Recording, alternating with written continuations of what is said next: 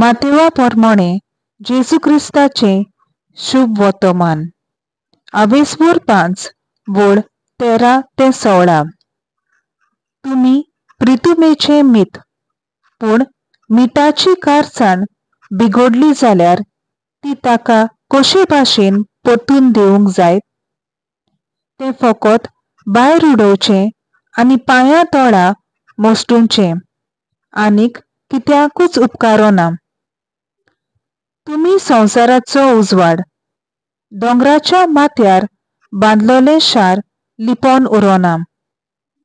पायले पोंदाक धांपून दवरूंक कोणूच पोंटी लायना.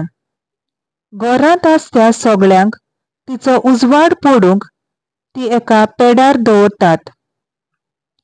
त्याच परी तुमच्यो बऱ्यो कुरण्यो पळोवन सर्गार आसत्या तुमच्या बापाक मनशाचे वाखाणेचे खातीर तुमचो उजवाड ताचे मुखार पळजून दी.